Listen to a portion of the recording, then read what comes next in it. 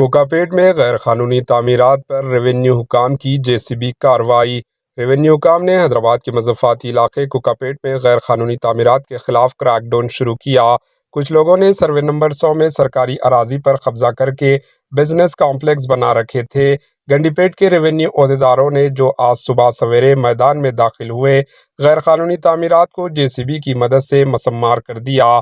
کسی بھی قسم کی بدگمانی کو روکنے کے لیے پولیس کی بھاری تفریح تعینات کی گئی تھی۔ Bureau report AHN news.